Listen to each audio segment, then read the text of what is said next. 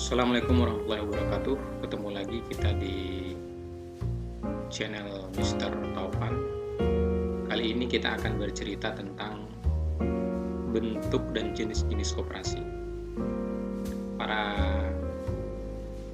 pemirsa dan semuanya, saudara-saudari, sahabat semuanya, sebelum kita langsung ke pembahasan tentang bentuk dan jenis-jenis koperasi ini, jangan lupa untuk subscribe, komen, like, dan jangan lupa tekan tombol lonceng ya. Berbicara tentang bentuk koperasi, itu pada dasarnya bentuk dari koperasi itu tertuang pada pasal 15 Undang-Undang Nomor 25 Tahun 1992. Jadi yang harus saudara dan kalian pahami, kita sudah membicarakan bahwa di video saya yang sebelumnya bahwa landasan dari koperasi itu kan ada 3, kan?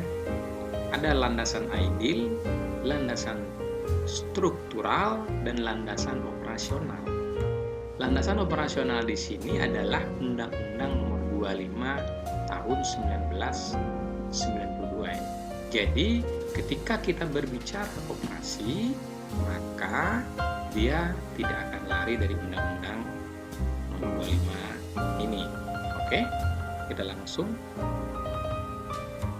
Yang pasal 15 yang bunyinya yaitu bentuk koperasi itu ada 2 ya, ada 2 bentuk koperasi. Yang pertama ada koperasi primer namanya, koperasi primer. Yang kedua koperasi sekunder ya. Koperasi primer itu adalah koperasi yang didirikan oleh orang perorangan. Anggotanya paling sedikit 20 orang. Koperasi ini bukan kumpulan modal, akan tetapi kumpulan orang dengan kepentingan dan kegiatan yang sama. Artinya di sini bahwa sebuah koperasi ini, koperasi primer ini, dia adalah kumpulan orang-orang. Dia bukan kumpulan modal. Kalau kumpulan modal itu saya sudah menyinggung juga di beberapa video saya yang sebelumnya bahwa kalau kumpulan modal itu lebih identik ke sebuah korporat seperti perusahaan, lembaga-lembaga keuangan lainnya. Mereka merupakan kumpulan-kumpulan pemegang saham. Siapa yang banyak sahamnya, maka dialah yang berhak menjadi pimpinan sebuah perusahaan itu. Tapi koperasi di sini adalah kumpulan orang-orang yang minimal itu paling sedikit 20 orang. Mereka tujuannya apa? Tujuannya adalah kepentingan bersama, kegiatan yang sama. Ya. Contoh yaitu koperasi KUD. KUD ini biasanya bergerak di alat-alat pertanian gitu kan, dan banyak macamnya lagi. Ruang lingkup kerjanya di mana? Ruang lingkup kerjanya di desa dan di kelurahan. Sekarang kita lihat lagi, apa itu koperasi sekunder? Ya.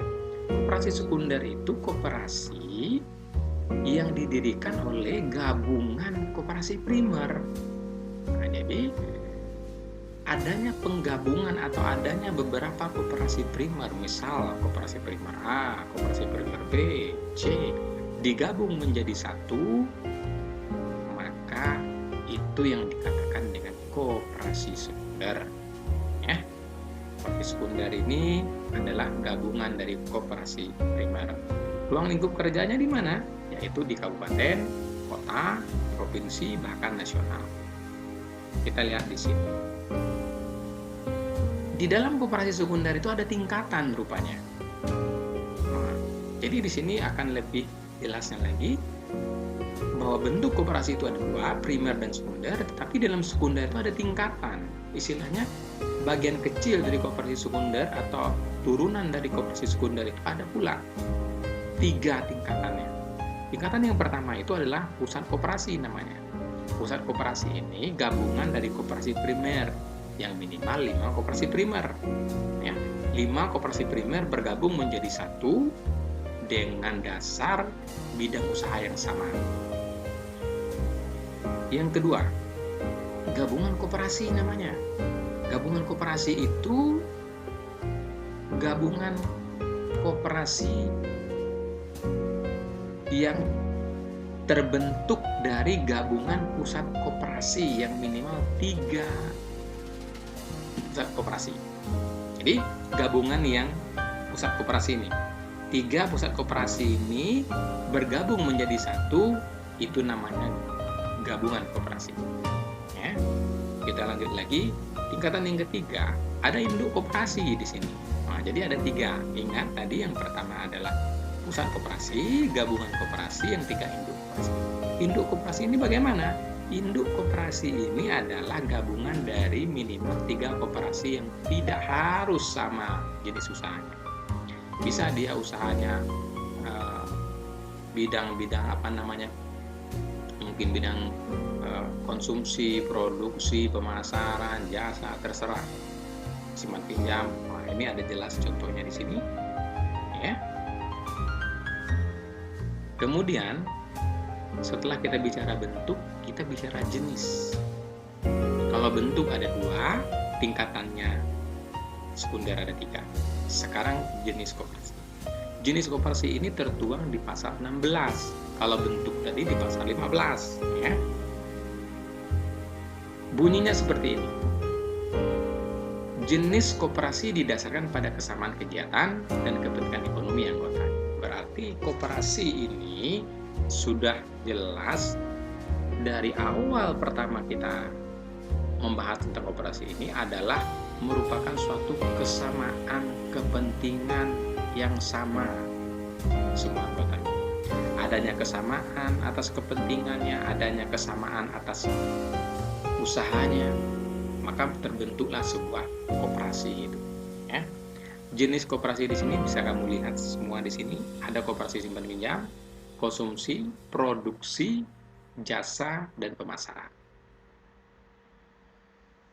Sekarang kita lihat jenis usaha koperasi.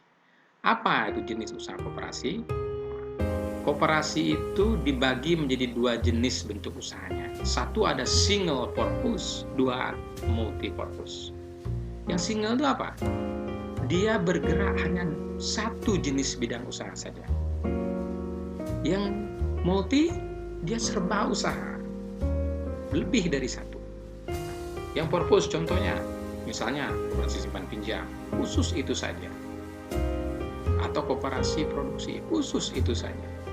Sedangkan koperasi multi, jenis usaha koperasi yang multi, yaitu dia lebih dari satu.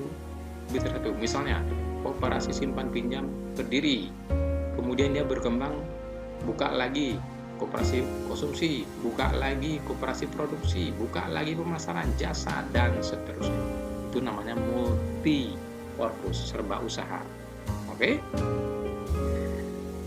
Kesimpulan terakhir dari saya, Mr. Taufan, kita di sini belajar cepat, akurat, dan dapat, ya.